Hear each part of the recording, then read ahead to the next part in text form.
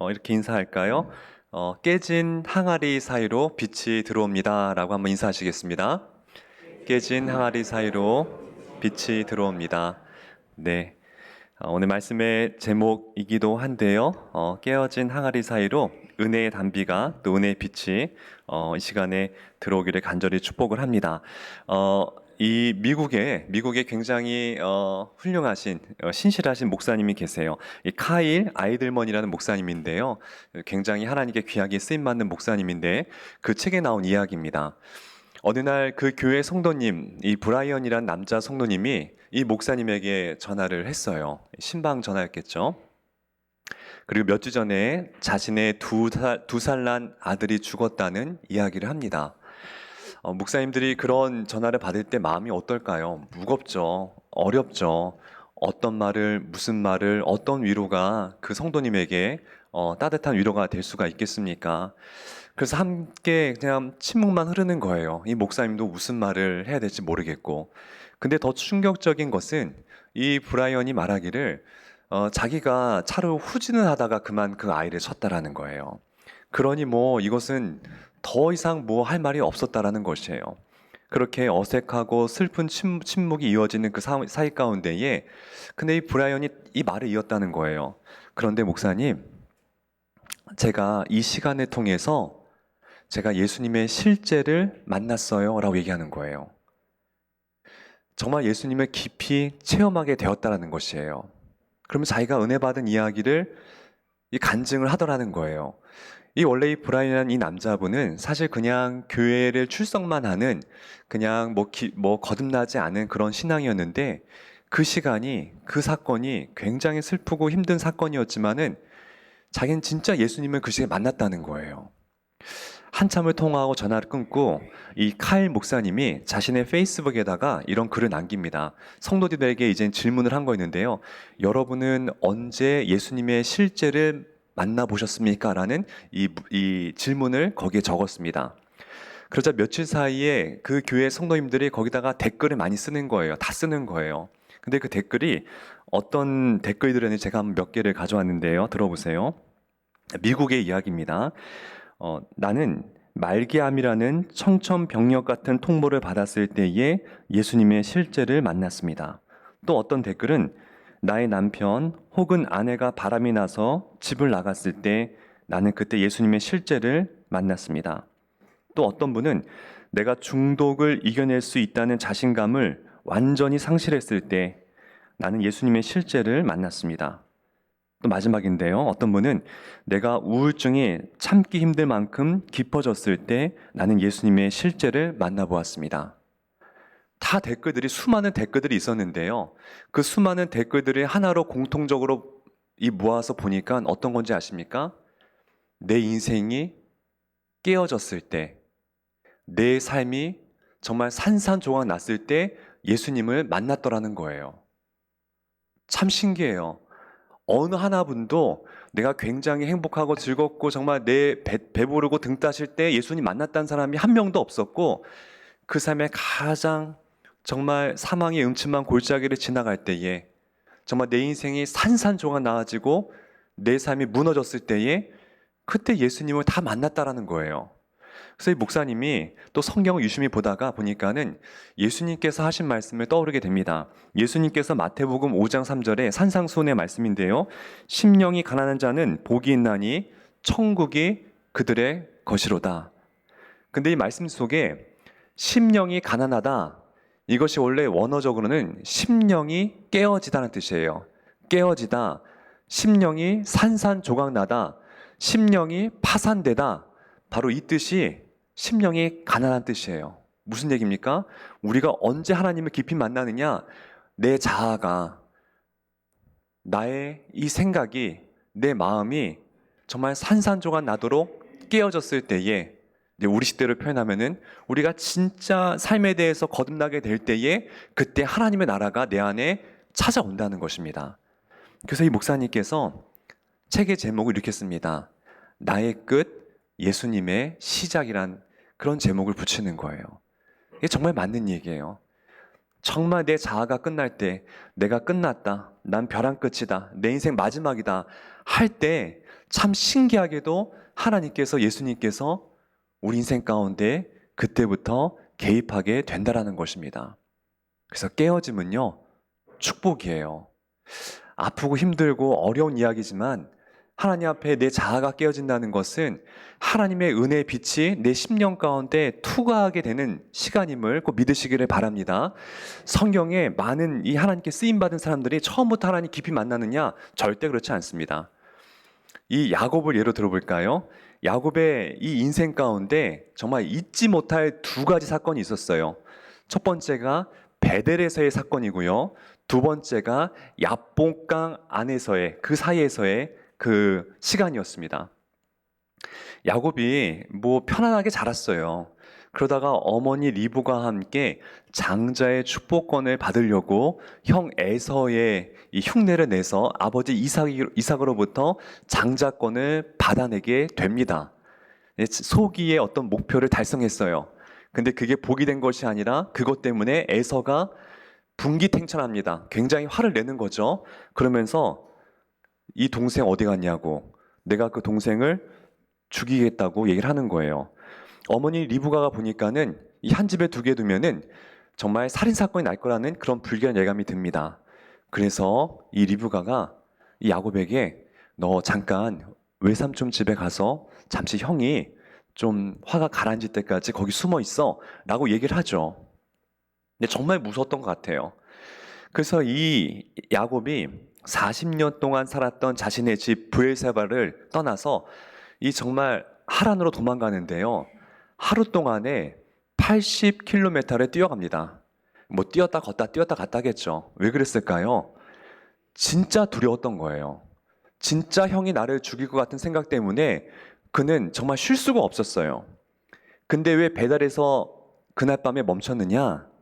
더 이상 뛸 수가 없었어요. 그렇게 뛰었으니, 그렇게 걸어가 뛰었으니 정말 이 자력에 의해서 멈춘 것이 아니라 타력에 의해서 멈춘 순간이었어요.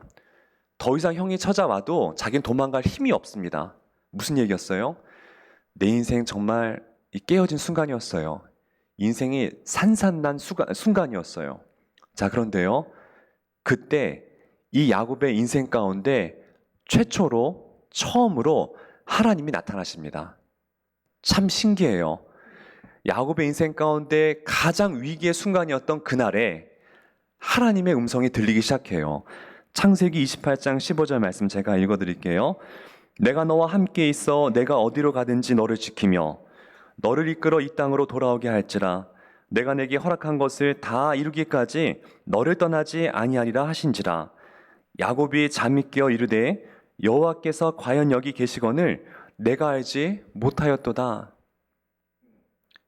인생이 산산조각 나고 사실 그 이후로 어머니 리브가를 만나지 못해요. 20년 동안 이제 그가 굉장히 고생을 하거든요. 이 라반의 집에 가서도 굉장히 고생하는데 그 인생 가운데 가장 힘들고 어려운 순간, 심령이 깨어지고 조각난 이 순간 가운데 하나님의 개입이 시작되더라는 것이에요.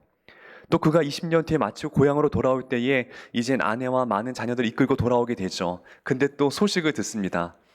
형 에서가 400명의 군사를 이끌고 죽이러 온다는 소식을 듣는 거예요. 옛날 그 과거의 20년 전의 트라우마가 다시 살아납니다. 너무 또 무서워지는 거예요. 야복강에서 가지도 못하고 돌아가지도 못하고 또 자기도 장인어른 집에서 도망쳐 나왔는데 돌아가지도 못하는 거예요. 어떻게 할까 머리를 굴리다가 정말 세 떼를 나눠서 종들을 보내고 가축을 보내고 형에게 먼저 선물로 마음을 좀 달래보고자 하는데 그럼에도 불구하고 마음은 평온하지가 않는 거예요. 근데 그때 누가 나타납니까? 하나님이 나타나세요. 가장 또 인생에 힘들고 어려운 그 순간에 하나님이 나타나셔서 이 야곱과 씨름하기 시작합니다. 그 야곱의 무엇이 깨어집니까? 환도뼈가 정말 문자 그대로 깨어집니다. 다시 한번 야곱이 깨어져요. 다시 한번 인생의 산산조각 납니다. 그리고 그가 뭐라고 그 장소를 얘기하느냐? 브니엘, 하나님의 얼굴이라고 그 장소를 이름을 붙이기 시작해요. 무슨 뜻일까요? 내가 정말 깨어지고 내 자아가 산산조각 나자 하나님의 얼굴이 보였다라는 것이에요. 그 우리 인생도 마찬가지지 않겠습니까? 저 여러분들 이제 우리 신함의 성도님들 쉽지 않은 녹록하지 않은 인생을 지금까지 살아오셨겠죠. 제가 다 속속들이 알 수 없지만은 우리가 인생 살면서 그런 내 인생의 자아가 깨어지고 또 내 인생에 산산조각 나지 않았던 분들이 어디 있겠습니까? 근데 잘 돌이켜 보면은 그때 하나님을 깊이 만나셨을 거예요. 그 순간이 아니었더라면은 하나님을 알 수 없는, 예수님의 실제를 알 수 없는 그 시간들이 분명히 우리들에게도 있었을 것이라는 것이죠. 오늘 본문 이야기에 들어와서 예수님이 이 바리새인 종교 지도자 시몬의 집에 초대를 받습니다. 근데 그 초대는 이 시몬은 예수님을 사랑해서 좋아해서 그 집을 초대한 것이 아니었어요. 그냥 이가 유명하다고 하니까 어떤 사람인지 한번 재보려고 그냥 이 뭐 대접도 하지 않아요. 그냥 와서 한번 보고 싶었던 거예요. 단순히 호기심이었죠. 그런 마음으로 예수님을 초대하자 예수님에게 뭐 발 닦을 물이나 또 감람유로 이렇게 머리를 부어줘야 되는데 그런 환영의 인사도 하지 않습니다. 우리가 이제 이스라엘 이 땅은 알다시피 좀 이렇게 이 흙먼지가 많기 때문에 우리가 환대의 이 모양으로 관습으로 이 손님이 오시면 발을 물로 닦아주잖아요. 그리고 이렇게 머리에 기름을 이렇게 발라줍니다. 감람유로 기름은 많이 있었어요. 근데 그 머리를 발라주는 행위는 내가 당신은 환영합니다. 이 우정의 환대의 뜻입니다. 또 내가 당신을 평온하게 우리 집에 모시겠습니다. 이런 뜻이에요. 근데 이 시몬은 이것을 아무것도 하지 않는 거예요. 그 순간에 한 여인이 등장합니다. 이 여인이 등장하는데 이 여인이 누구인지는 누가복음에서는 이야기하지 않아요. 근데 누가복음에서는 그 여인이 죄가 있는 여인이라고 표현하고 있습니다. 제가 읽어드릴게요. 누가복음 7장 37절인데요. 그 동네에 죄를 지은 한 여자가 있어 예수께서 바리새인의 집에 앉아 계심을 알고 향유를 담은 옥합을 가지고 와서 라고 하고 있습니다. 그 동네에 죄가 있는 여인이다. 학자들은 거리의 여인이다라고 얘기를 하고 있어요. 그래서 그 죄가 많다는 것을 애둘러 표현하고 있다라고 이야기하고 있습니다. 어찌되었든 그 죄가 있는 여인이 예수님 뒤에 와서 38절에 보게 되면 예수님의 뒤로 그 발 곁에 앉아서라고 이야기하고 있습니다. 여러분들 우리가 제가 나중에 기회가 되면은 그림을 가져올게요. 그 당시에 트리클리니움이라는 이 식당이 이 신약 시대에 처음으로 생겨났습니다. 로마 시대의 어떤 영화를 보신 분들이 있는지 모르겠어요. 그 당시에 이 식탁은 우리가 이렇게 의자에 앉아서 앉는 식탁이 그런 게 아니었습니다. 오히려 아주 낮은 식탁이었어요. 우리 어렸을 때 우리 바닥에 앉아서 밥 먹었듯이 그런 상처럼 낮고 이런 긴 식탁이었습니다. 그리고 그 앞에는 우리가 이렇게 인어공주가 이렇게 바위에 이렇게 비스듬히 앉아 있는 모습 한번 상상해 보세요. 그렇게 앉아서 식사를 했어요. 그 앞에 긴 침대 같은 의자가 있습니다. 그것도 낮았겠죠. 거기에 비스듬히 누워서 낮은 식탁에 있는 음식을 먹는 거예요. 그래서 상체는 앞에 있고 내 발은 뒤쪽에 있습니다. 제가 한번 집에서 시도해 보니까 굉장히 불편해요. 근데 그렇게 밥을 먹던 시절이었어요. 그래서 성경에는 그 여인이 예수님의 뒤에 와서 예수님 발 뒤꿈치에 있었다라고 얘기하는 거예요. 만약에 우리가 많은 식탁에 있으면은 그 여인이 예수님 발 아래 가려고 하면은 식탁 아래로 들어가야 되거든요. 그게 쉽지가 않는 거예요. 근데 이 당시에는 그러한 식탁 문화였기 때문에 가능한 것이죠. 어찌되었든 그 여인이 예수님 뒤에 발 앞에 엎드려서 머리카락을 풀기 시작합니다. 근데 여러분들 그 머리카락을 푼다는 게 굉장히 결례예요. 특별히 다른 남성에게 머리카락을 푼다는 것은 이혼 사유가 될 수 있는 사건이었습니다. 그러니 지금 여러분 상상해 보세요. 거기 있는 많은 사람들이 있는데 다들 숨죽이면서 저 여인이 지금 무슨 일을 하는 거야? 무슨 일을 벌이는 거야? 굉장히 긴장된 순간이에요. 어쩌면 굉장히 침묵 속에서 그 사건을 그 여인을 바라보았을 것입니다. 근데 그 여인이 굉장히 비싼 향유 옥합을 깨뜨려서 자신의 머리카락으로 예수님 발을 닦기 시작했습니다. 무슨 의미일까요? 그 여인은 그 비싼 향유를 왜 깨뜨렸을까요? 그 당시에 이 비싼 향유를 갖고 있는 부류는 두 부류의 여성이었습니다. 첫 번째는 굉장히 귀족이나 왕족들이 이 향유를 썼고요. 두 번째는 거리의 여인이 남성을 유혹하기 위해서 그것을 가졌다는 거예요. 자, 그러면은 이 거리의 여인, 이 여인은 이 향유는 그녀의 어쩌면 귀한 어떤 자기가 일을 할 때 꼭 필요한 도구 중에 하나였을 수도 있습니다. 그것을 깨뜨렸다는 것은 무엇일까요? 자신 더 이상 이 향유가 필요 없게 되었다는 것이에요. 자신의 옛 자아는 이제 이 향유가 깨진 것처럼 산산조각 나서 깨어지고 새로운 사람으로 거듭났다는 거예요. 그 거듭나게 하신 분이 지금 내 앞에 계신 메시아, 하나님의 아들, 그 예수님이라는 것을 이 여인이 감사의 마음으로 그 예수님의 발을 향유로 닦아 주었다는 것이죠. 이해가 되십니까? 그 여인은 이제 심령이 깨어지고 거듭났다는 것을 그 예수님의 감사의 표를 하기 위해서 찾아왔더라는 것이에요. 그러자 막 이 시몬도 찌푸리고 얼굴도 찌푸렸을 것이고 이 제자들도 다른 복음서에는 저 비싼 향유를 왜 저렇게 허비하지?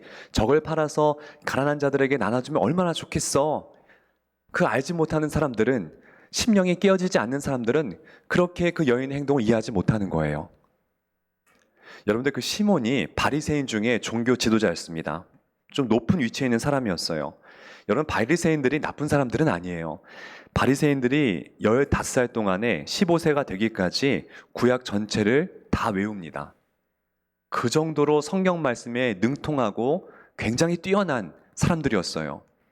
그리고 이 메시아와 관련된, 특별히 메시아와 관련된 구약의 말씀 300개의 말씀을 토시 하나 틀리지 않고 다 외워야 돼요. 그래야지만이 정말 이런 이 종교 리더가 될 수 있는 거거든요. 그러니까 이 시몬은요, 굉장히 신학적으로는 하나님에 대한 관념적이고 이론적인 거에는 굉장히 뛰어난 사람이었어요. 근데 문제는 무엇이었을까요? 그의 자아가 깨어지지 못했다는 거예요. 굉장히 아이러니해요. 그는 300개의 메시아에 관련된 말씀을 달달 외우고 있었지만 정작 살아계신 하나님 앞에, 그 메시아가 그 앞에 있을 때에 그 메시아를 알아보지 못했다는 것이에요. 왜요?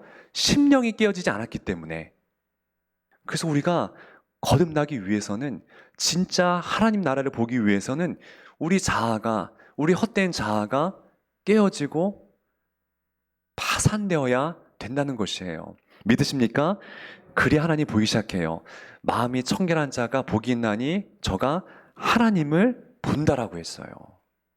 하나님 보는 것은요, 다른 데 달려있지 않아요. 내 심령에 달려있다는 거예요. 내 심령이 깨어지지 아니하면은 우리가 아무리 거룩한 생활을 한다 할지라도 하나님을 보지 못하게 될 수도 있다는 것이죠. 근데 중요한 거는 우리 심령에 달려있다는 것이에요. 예수님이 똑같은 말씀을, 똑같은 비유를 누가복음 18장에서 얘기를 하시는데요. 바리새인의 기도와 성전에서 세리가 2명이 기도하는 장면 잘 아시지 않습니까? 제가 읽어드릴게요. 누가복음 18장 11절부터인데요. 바리새인은 서서 따로 기도하여 이르되, 하나님이여, 나는 다른 사람들 곧 토색, 불의, 간음을 하는 자들과 같이 아니하고 이 세리와도 같이 아니함을 감사하나이다. 나는 일에 2번씩 금식하고 또 소득의 11조를 드리나이다 하고, 세리는 멀리 서서 감히 눈을 들어 하늘을 쳐다보지도 못하고 다만 가슴을 치며 이르되, 하나님이여 불쌍히 여기소서, 나는 죄인이로소이다 하였느니라. 내가 너희에게 이르노니 이에 저 바리새인이 아니고 이 세리가 의롭다 하심을 받고 그의 집으로 내려갔느니라. 바로 그 말씀이에요. 똑같은 이야기예요. 바리새인은 금식도 하고 소득도 중에서 11조도 내고 정말 거짓말도 안 하고 정말 경건하게 살았어요. 너무 훌륭한 거예요. 다만 그 종교 행위는 하나님을 위해서 한 것이 아니라 내 자신의 신앙을 위해서 했다는 것이에요. 나를 돋보이기 위해서, 내가 다른 사람들이 거룩하다는 것을 인정받고 싶은 그 인정 욕구에 의한 신앙생활이었지, 하나님 앞에 자아가 깨어진 모습을 나간 것은 아니었다는 것이에요. 반면에 세리는 하늘을 못 봐요. 그 자신의 가슴에 칩니다. 왜 가슴을 쳤을까요? 하나님 제 마음을 깨워주세요. 저 이렇게 살고 싶지 않아요. 근데 내 힘으로는 이것을 깰 수가 없어요, 하나님. 하나님 제 마음을 깨워주세요. 이렇게 기도하는 거예요. 예수님 분명히 말씀하십니다. 하나님 앞에는 그 세리가 의롭다함을 받고 내려갔다고 하는 거예요. 이 깨어짐이 얼마나 축복인지 몰라요. 저희들은 깨어지는 거 좀 쉽지 않죠. 아프죠. 고난이죠. 슬프죠. 근데 여러분들 그 깨어진 틈으로 하나님의 은혜가 임하시는 줄을 꼭 믿으시기를 바랍니다. 하나님은 토기장이세요. 하나님 우리를 빚으셨어요. 그리고 하나님은 우리가 깨어진 상태라고 해도 버리지 아니하세요. 예레미야가 하나님의 음성을 듣습니다. 너 저기 토기장의 집에 가서 내 다음 짓을 기다리고 있어 라고 얘기를 합니다. 그때 마침 예레미야가 토기장의 집에 가니까 마침 토기장이가 그릇을 빚고 있는 거예요. 근데 그릇을 빚는 것을 예레미야 옆에서 봅니다. 근데 그 그릇이 마침 좀 잘 만들어지지 못했어요. 금이 가고 깨어지고 좀 모양새도 이상했습니다. 예레미야는 그걸 버릴 줄 알았어요. 그 토기장이가. 근데 토기장이가 그 그릇을 진흙을 버리지 않고 다른 모양으로 빚어가는 것을 보는 거예요. 예레미야서 18장 4절 말씀인데요. 진흙으로 만든 그릇이 토기장이 손에서 파상함에 이제 개역 개정에는 터지매라고 써 있습니다. 깨어지면 뜻이죠. 그가 그것으로 자기 의견에 선한 대로 다른 그릇을 만들더라. 이 토기장이가 자기 소견에 선한 대로 다른 그릇으로 만들었다는 것이에요. 왜 하나님께서 예레미야에게 그 상황을 보여주셨을까요? 내가 너를 그렇게 하겠다는 거예요. 너의 그 깨어짐도 내 손에 들어오게 되면은 내가 새로운 형상으로 다른 모양으로 내가 선한 일에 너를 거룩하게 빚어서 쓰겠다라는 것이에요. 믿으십니까? 그래서 하나님께서 우리를 깨어진 상태로 두지 아니하시고 그 깨어짐을 통해서도 하나님은 우리를 귀하고 복되게 쓰신다라는 것이에요. 제가 이야기 하나 마칠게요. 제가 좋아하는 이 이야기인데요. 우아해요. 어떤 깨진 항아리가 있었어요. 주인이 오두막에 살았는데 그 주인이 이제 날마다 깨진 항아리를 가져가서 저 아래 내려가서 멀리 가서 냇가에서 물을 떠와서 물을 길어와서 이제 그걸로 이제 생활을 하는 거예요.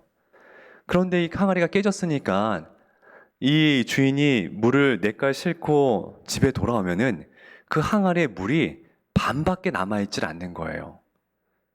이해가 되십니까? 깨졌으니까 물이 오면서 새는 거죠. 이 항아리가 좀 미안했어요. 주인에게 미안해서 주인에게 이렇게 얘기합니다. 정말 얘기했을까요? 한마디는 이 동화예요. 주인님 저는 깨진 항아리여서 주인님 물을 길어 오시면 반밖에 남지 않잖아요. 저는 쓸모없는 항아리니까 이제 깨끗한 새 항아리 사서 그걸로 떠오라고 얘기하는 거예요. 슬픈 얘기가 아닌데 이게 그러니까 이 주인이 이 항아리에게 웃으면서 얘기하는 거예요. 얘야, 저 밖을 봐봐. 그래서 이 정원을 보여줍니다. 자, 우리가 물을 흘려왔기 때문에 저 나무와 꽃들과 이 생명 있는 것들이 그 물을 먹고 저렇게 자라지 않았니? 이렇게 얘기하는 거예요.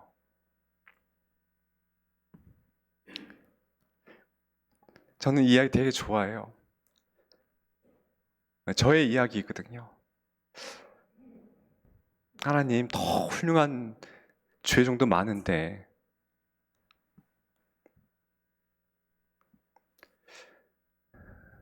깨어진 항아리 사이로 은혜의 물이 흘러내리는 거예요. 깨어진 항아리 사이로 빛이 투과되는 거예요. 깨어지는 것을 두려워하지 마세요. 깨어진 것을 감추지 마세요. 연약하다 생각하지 마세요.